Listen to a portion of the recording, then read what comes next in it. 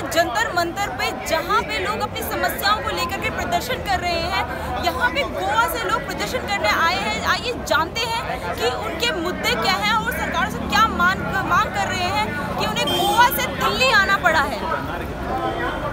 Sir आप कहाँ से आए? हम गोवा से आए हैं। अच्छा सर, क्या प्रॉब्लम है? आप क्या जी, गोवा में पिछले 1 साल से माइनिंग बंद है जी। माइनिंग जो थी गोवा की सबसे बड़ी इंडस्ट्री थी, जिसमें 60,000 लोगों को जॉब मिलता था। तो ऑलमोस्ट 60,000 लोगों की जॉब खतरे में आ चुकी है। ऊपर से 3 लाख डिपेंडेंट है, जो फैमिली मेंबर्स हैं, उनके पास कोई सोर्स ऑफ इनकम नहीं है। तो 1 साल से ऑलमोस्ट तो आपने सरकार से अभी तक क्या क्या मांग रखी? आपने बात करी सरकार से? सरकार से बात हुई हमारी। पहले हमारी मांग थी मैडम की, एक तो कानून में प्रावधान लाइए। गोवा का जो माइंस है वो पहले कंसेशंस था। एक अबॉलिशन एक्ट नाम का एक एक्ट लाया था, जिसके वजह से वो कंटिन्यू हुआ था। हमारा सिर्फ ये था कि आप अगर 1987 से वो एक्ट लागू कर देते हैं इंस्टेड ऑफ 61। वो एक्ट लागू किया था 87 में, लेकिन वो लगाया था 61 से, जो रेट्रोस्पेक्टिव इफेक्ट था। तो जैसे टालने वाला था। तो हम क्या बोले, जिस दिन वो एक्ट आया था उसी दिन से आप अप्लीकेबल कर दीजिए, तो गोवा की माइंड शुरू हो जाएगी। तो इसके लिए हमने सब लोगों से मिले थे। एक बार पिछले बार भी आए थे, दिल्ली में जंतर मंतर पे बैठे थे, धरना दिए थे। पीएम से मिले, अमित शाह जी से मिले, सबसे मिले, लेकिन कानून में प्रावधान हो नहीं पाया।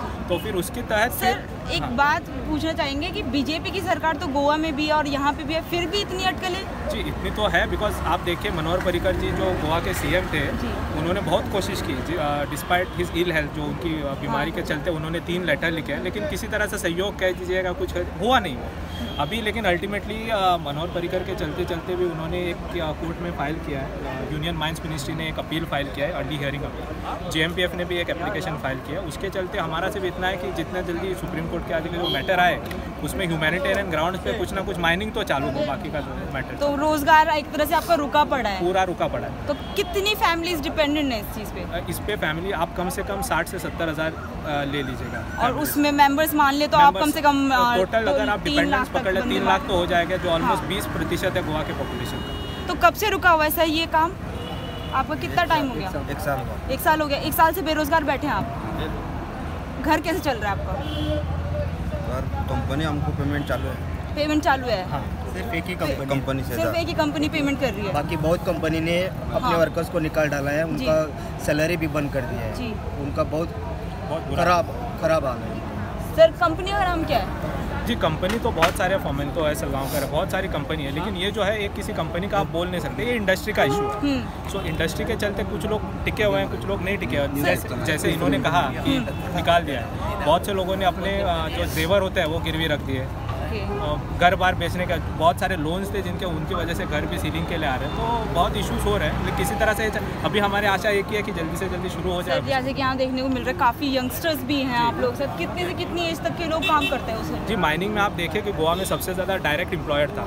तो मेजॉरिटी जो पास आउट्स होते थे, ग्रेजुएट्स, इंजीनियर्स, वो सब माइनिंग इंडस्ट्री में किधर न किधर लग जाते थे।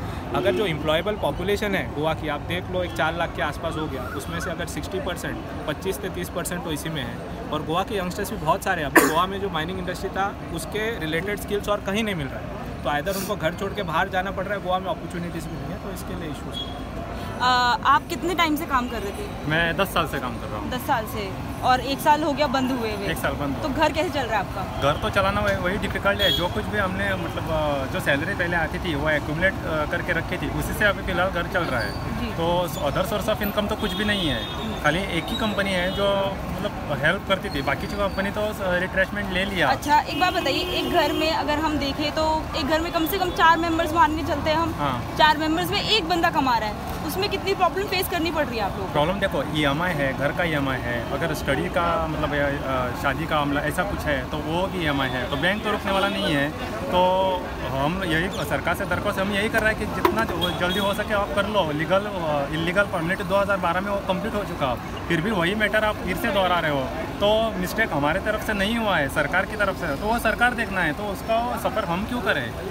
वही तो बिग प्रॉब्लम है। जैसे कि हमने देखा यहाँ पर वो अपनी मांगों को लेकर के काफ़ी दिनों से बैठे हुए हैं। वही बता दें कि 1 साल से कंपनी बंद होने की वजह से काफ़ी फाइनेंशियल इश्यूज़ का भी सामना करना पड़ रहा है। ऐसी और जानकारियों के लिए बने रहिए इंडिया लाइव 24/7 से। मैं प्रियंका गुप्ता, कैमरा पर्सन गोविंद प्रीत के साथ।